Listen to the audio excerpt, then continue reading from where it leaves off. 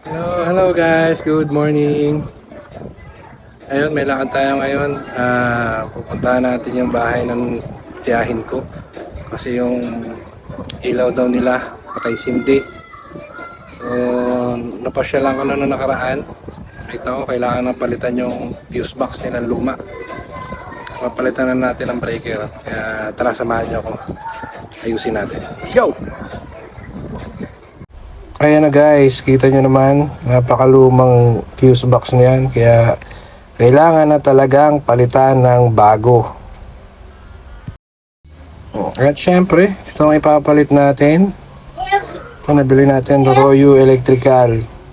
Ito ipapalit natin na breaker para maging okay. Ayan, at syempre, ito yung lalagay natin, pinaka main. Kita nyo naman, 60 amperes yan, yan yung magiging main. At ito namang isa, 15 amperes para sa mga ilaw. Yan gagamitin natin. Tapos 20 amperes sa outlet. So ito, testingin muna natin. Lagay muna natin kung may lalagay ba ng ayos. Ito, lagay muna natin itong pinaka main breaker. Yun. Kumagat. Tapos sunod lang din natin yung iba. Tapos lagay din natin itong 15 amperes. Tingnan natin kung mag-fit ba ng ayos yung mga breaker na binili natin. Yan, tulak nyo lang yan. Kiklip nyo lang yan sa gilid.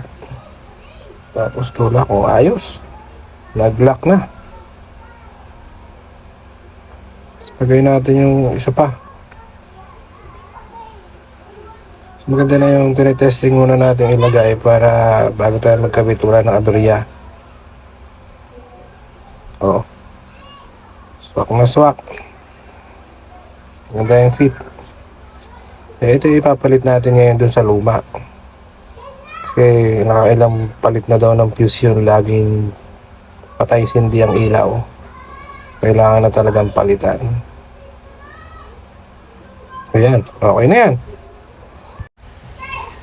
Siyempre, time na para tanggalin muna natin yung luma. Siyempre, kinat ko na yung linya niya sa labas, yung live, bago ko baklasin yung mga fuse box. Siyempre, safety first, tatanggalin nyo muna yung pinaka-line. Yung ground niya, hindi ko na tinanggal. Yung line lang. Kasi dito sa probinsya, ang linya ng kuryente dito is line to ground.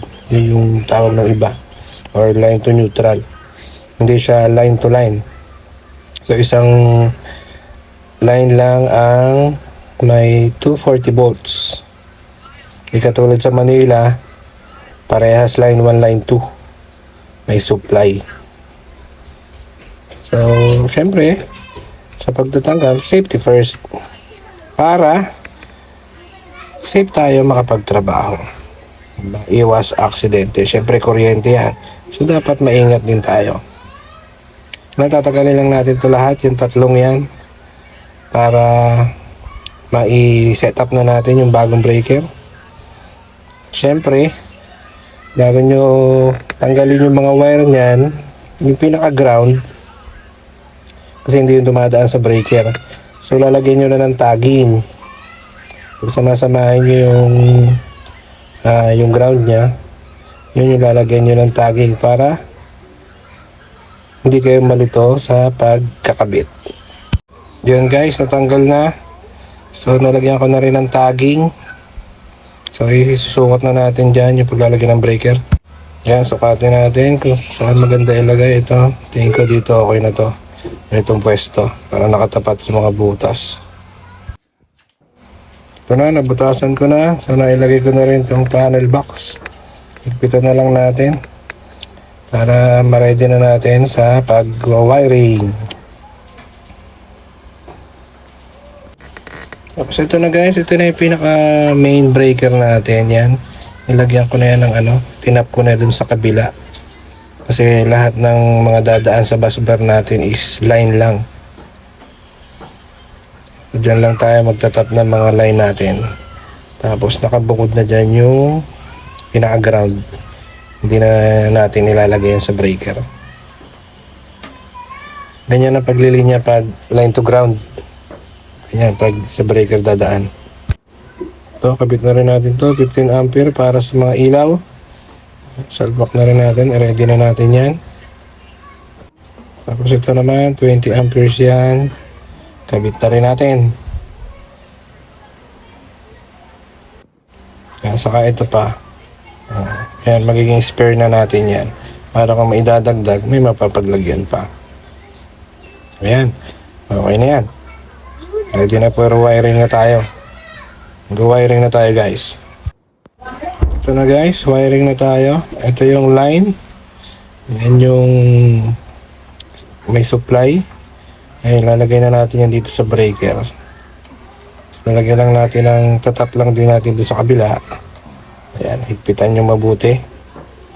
Ayan. Tapos yung pinaka-ground yan, bubukod nyo lang yan. Tapos ito na yung load. Ayan, pwesto na rin natin. Ito yung sa outlet to eh. Yung mga outlet. At gina natin. Bali 3 wire yan.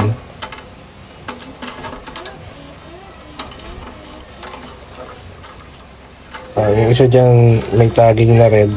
Ayun yung ground. So, yun ang hindi na rin natin padadaanan yung sa breaker. Itong hawak ko na yan. Ayan. Yan lang, yung walang tagging, yun naman ang ilalagay natin sa breaker. Yan, iayos lang natin maigi, syempre, para mas maganda rin tingnan.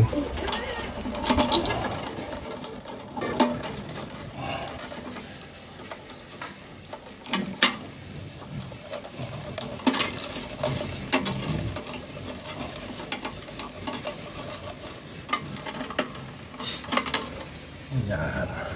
So, sa may tagging. Tagging yan. Dito yan. Sa rin. Sa may tagging.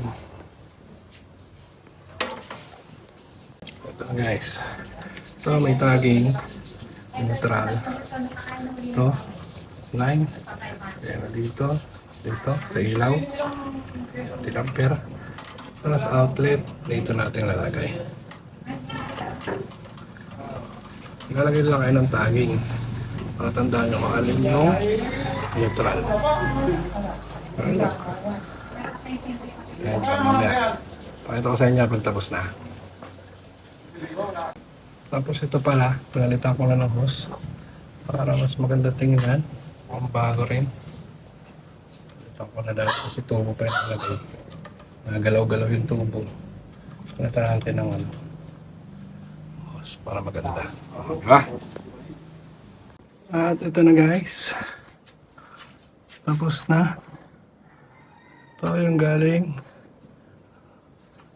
sa live. Connect mo lang yan dito. Yan yung line to ground. Tinatawag. Line to neutral. Yan. Wala dito. So, lahat ng load dito. Ito na guys, tapos na. So lahat ng line, ito. Tap nyo dito, tap nyo dito. So ito magiging ano na yan. Line na yan. So ang neutral, nakabukod na. Hindi na yan dadaan ng breaker.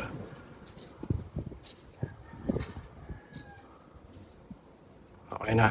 Tapos na. Ito tap na natin. Ano guys. Ito, spare na itong isa. Buhay na yan. May supply na yan. Okay na, project natin. Peace.